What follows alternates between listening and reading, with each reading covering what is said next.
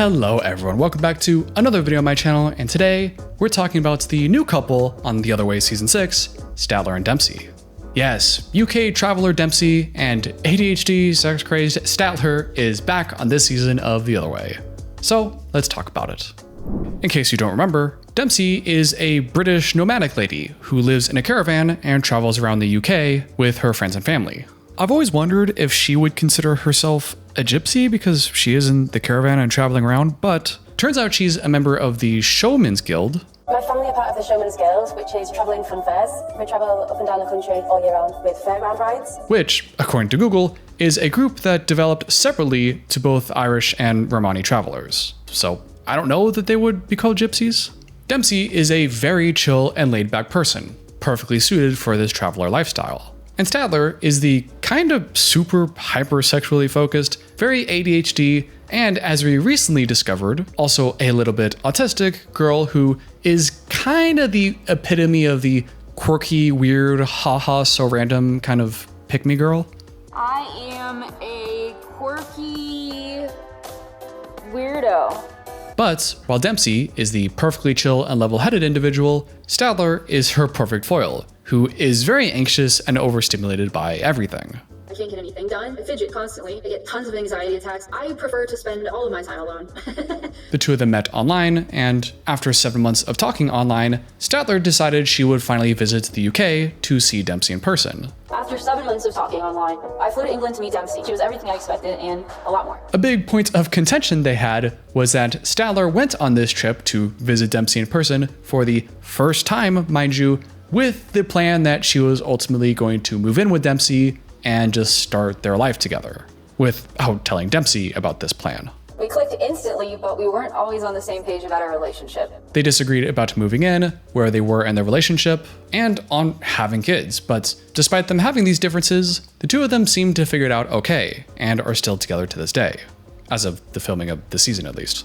Despite our differences and the fact that Dempsey and I have only met once, we know we want to be together and we're ready to take the next step. But everything in the relationship is about to change, because Dempsey is selling all of her things and all of her caravan stuff so that she can start her own van life with Statler in the UK. We first get a scene where Statler describes everything I just said and her history with Dempsey, but then also starts talking about herself and includes some interesting, unnecessary information. Statler likes to pee in the bathtub at the end of her baths. Usually I end my bath by taking a pee. Really? Yeah. Yeah, I don't know why she told us that. I can understand wanting to pee at the end of a shower, at least. I mean, I personally still think it's gross, but you know, I get it. But when you're in a bath, it's the same water. You're just peeing in water that now touches you. After some brief introductions, we see Statler and Dempsey on a video call where they talk about their plans together. Statler describes that this was mostly Dempsey's idea and her dream to do this traveling thing, but at least when Statler first heard about it, she was excited. This sounded like a great idea, but now that the reality of how hectic a life it is starts to settle in, she's kind of freaking out. I'm not scared. I'm not scared either, ever. I'm like terrified. Statler describes that her first impression of it was that this would be a very carefree, live-by-the-wind kind of lifestyle, but in this designing process, has learned that this is actually incredibly hectic and requires 1,000 decisions to be made. I was just like, adventure, excitement, yay! And I didn't really think about the logistics of it, and it's like, whoa, this is a lot to take on. Which is absolutely true. I guess I haven't shared this on this channel before, but I actually did van life myself for a little while. Just before COVID hit, I got a van and I ripped the whole thing out. I put up insulation on the walls. I was starting to put up actual walls. I built a flooring, like a linoleum kind of flooring. I did my whole electrical system with solar panels and a fan and, a huge battery in the back. I was gonna live out of a van and just travel the US with only gas prices as my rent. I only ended up doing it for like 2 weeks or something because right before I left, I found a girl and then, we got together. So my van life was cut short by a very happy relationship, but I know a bit about what it was like. This sucks. I hate driving when it's dark. I can't see shit. It's so boring. Get me the fuck out of here. I hate this shit. So yes, it is carefree in a way, but when you have such a small environment, every little thing about the van has to be planned for ahead of time. Every little thing can be a problem in a van. My goddamn stereo still won't work, but at least I have it where it can charge. So it's charging my battery charger, which died this morning, trying to charge my car battery. And in the meantime, I have a Bluetooth speaker, and I just set up my solar panels so that it can charge my electronics and my battery charger for whenever I fix the stereo. So we're cooking. Hello, Wyoming. And while that may work great for Dempsey, Statler being this kind of everything worries her and makes her really anxious, and that's going to be a problem. Statler tells Dempsey on this video call that she's been overwhelmed and kind of apologizes for not actually doing anything to help Dempsey with this process, which Dempsey takes in stride and is like, yeah, it's been kind of hard doing all of this by myself. Being worried about all of that just paralyzes me. Yeah, being nothing a lot to deal with. Statler then describes that she is still excited for this van life. She still does want to do this and live her life with Dempsey, but that she just gets freaked out really easily. She gets very anxious and tells Dempsey, and really us, the camera, that when confronted with a lot of this stuff, Statler's response is generally to go into fight, flight, or freeze, and either fights back with Dempsey or just panics and does nothing at all. Tend to overwhelm people sometimes and then lash out or just freeze. And with past relationships, people have not liked that. Also, does anyone else think that Statler looks like she's looking like a housewife from the 1960s right now?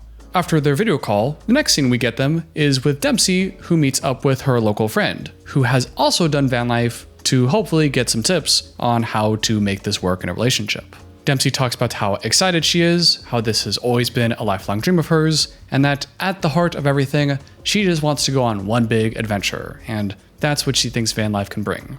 Also, we see just a bit of the van. Yeah, it looks like they put in some wood paneling. It looks like they have two little couches. It's a common design where during the day you can kind of both sit at this little table, two half couches thing in the back. But then at night you take out the mattress, which can sit on top of both of those little couches and the table. So, which then every morning you have to take off all the sheets, fold up or roll up the mattress or whatever you're doing, put it in the trunk, wherever you hide it, and set up and take down the van every single time you want to lay down.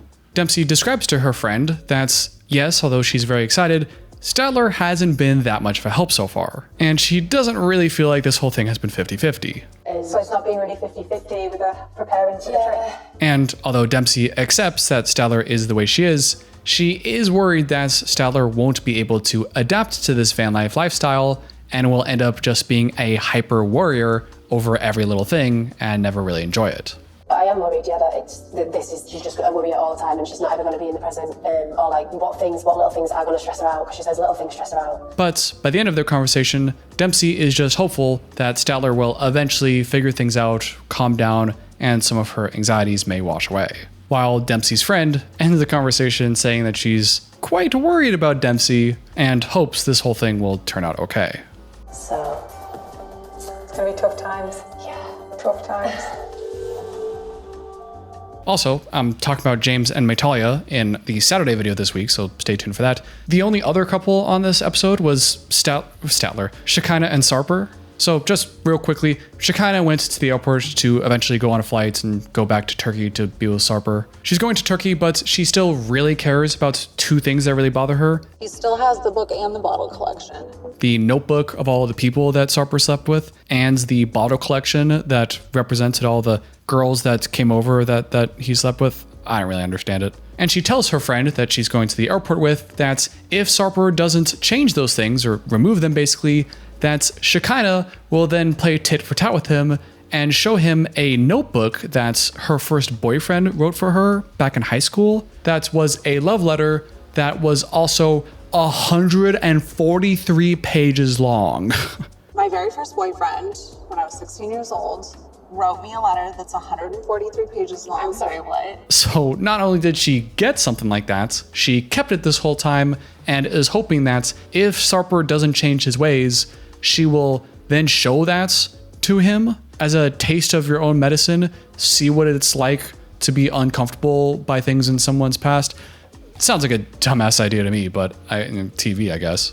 And the friend ends their little conversation by encouraging Shekinah to put her foot down and to actually have an equal, fair relationship. Remember what we talked about in the car? Yeah. Hold your ground. Be strong. Yeah. Hey, don't make me cry. Stop. While the next scene, and only other scene we have with him in the episode, we see Sarper's side, where he's talking about how excited he is to see Shekinah again, how he's been living like a priest and hasn't been able to sleep with anybody while she's been gone. I will hug her, I will touch her, I will her, everything. They really focused a lot on the sleeping and the sex stuff, which of course you would when you have Sarper on your show. But he also goes on to explicitly say that it's not just the sexual thing, it's also the emotional side. He does feel lonely. I miss Shekinah too much, I mean, so much. It's not sexually missing only, it is emotionally. I mean, I feel alone without her. He also, in this process, describes that most bad boys that have pets, they usually only have cats because cats are very low responsibility and you can go off and like do your own thing for a couple of days. You just leave out food and water and, you know, the cat's fine. Which I thought was actually an interesting point. I had never really considered it that way. And Sarper says that because Shekinah is bringing her dog and he's okay with it, that should be evidence that he's changed from his bad boy's ways, that he's okay with the dog now.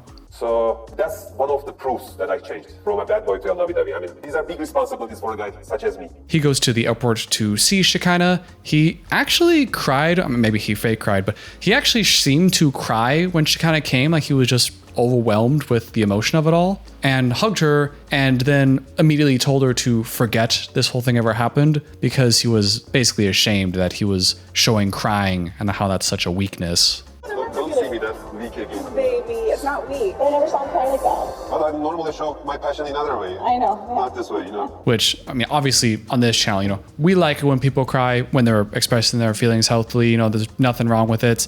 I wouldn't be surprised. Yes, Sarper is this terrible guy and has all the abusive tendencies. Not him specifically. I'm not defending him at all, but using it as a jumping off points. You know, a lot of these people that might be guys that are over sexual and have a over priority on that kind of sexual lifestyle, a lot of them may be just completely unable to express or really feel their feelings of love and attachment. And I've wondered in the past with Sarper, if beneath it all, you know, is he just a little child that has the emotional developments of like an 8-year-old boy and is just deeply insecure and therefore controlling all of these things and has no idea how to express himself, and that one maybe is motivating a lot of his controlling and toxic behavior, the possessiveness, and that now maybe that he is using his last remaining brain cell to show any kind of emotion, you know, then he just gets ashamed of it and he's got to be maybe encouraged to allow himself to feel healthy feelings that don't involve his ding dong.